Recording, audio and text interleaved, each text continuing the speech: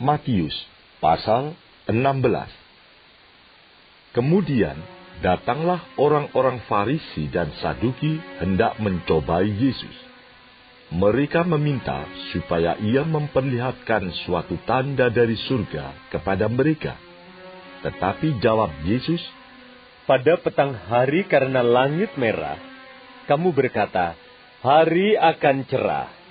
Dan pada pagi hari, karena langit merah dan redup, kamu berkata, hari buruk. Rupa langit kamu tahu membedakannya.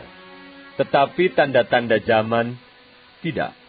Angkatan yang jahat dan tidak setia ini menuntut suatu tanda. Tetapi kepada mereka tidak akan diberikan tanda selain tanda Nabi Yunus." Lalu Yesus meninggalkan mereka dan pergi. Pada waktu murid-murid Yesus menyeberang danau, mereka lupa membawa roti. Yesus berkata kepada mereka, "Berjaga-jagalah dan waspadalah terhadap ragi orang Farisi dan Saduki." Maka mereka berpikir-pikir, dan seorang berkata kepada yang lain, "Itu dikatakannya karena kita tidak membawa roti." Dan ketika Yesus mengetahui apa yang mereka perbincangkan, ia berkata, "Mengapa kamu memperbincangkan soal tidak ada roti, hai orang-orang yang kurang percaya? Belum juga kamu mengerti? Tidak kamu ingat lagi akan 5 roti untuk 5.000 orang itu, dan berapa bakul roti kamu kumpulkan kemudian? Ataupun akan 7 roti untuk 4.000 orang itu, dan berapa bakul kamu kumpulkan kemudian? Bagaimana mungkin kamu tidak mengerti bahwa bukan roti yang kumaksudkan? Aku berkata kepadamu, waspadalah terhadap ragi orang Farisi dan Saduki." Ketika itu, barulah mereka mengerti bahwa bukan maksudnya supaya mereka waspada terhadap ragi roti, melainkan terhadap ajaran orang Farisi dan Saduki.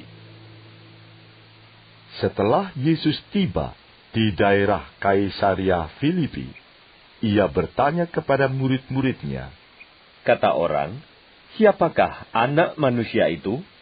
Jawab mereka, "Ada yang mengatakan Yohanes Pembaptis. Ada juga yang mengatakan Elia. Dan ada pula yang mengatakan Yeremia atau salah seorang dari para nabi." Lalu Yesus bertanya kepada mereka, "Tetapi apa katamu? Siapakah aku ini?" Maka jawab Simon Petrus, Engkau adalah Mesias, Anak Allah yang hidup." Kata Yesus kepadanya, "Berbahagialah engkau Simon bin Yunus. Sebab bukan manusia yang menyatakan itu kepadamu, melainkan Bapa-Ku yang di sorga.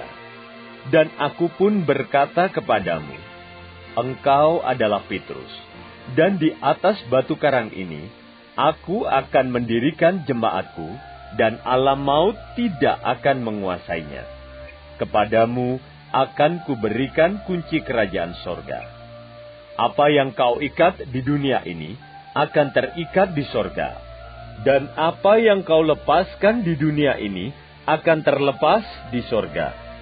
Lalu Yesus melarang murid-muridnya supaya jangan memberitahukan kepada siapapun bahwa ia Mesias. Sejak waktu itu, Yesus mulai menyatakan kepada murid-muridnya bahwa ia harus pergi ke Yerusalem dan menanggung banyak penderitaan dari pihak tua-tua, imam-imam kepala, dan ahli-ahli Taurat, lalu dibunuh dan dibangkitkan pada hari ketiga.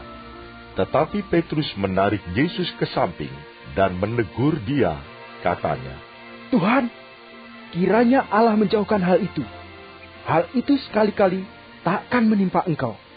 Maka Yesus berpaling dan berkata kepada Petrus, "Enyahlah iblis, engkau suatu batu sandungan bagiku. Sebab engkau bukan memikirkan apa yang dipikirkan Allah, melainkan apa yang dipikirkan manusia." Lalu Yesus berkata kepada murid-muridnya, setiap orang yang mau mengikut aku, ia harus menyangkal dirinya, memikul salibnya, dan mengikut aku. Karena barang siapa mau menyelamatkan nyawanya, ia akan kehilangan nyawanya. Tetapi barang siapa kehilangan nyawanya karena aku, ia akan memperolehnya. Apa gunanya seorang memperoleh seluruh dunia tetapi kehilangan nyawanya? Dan apakah yang dapat diberikannya sebagai ganti nyawanya?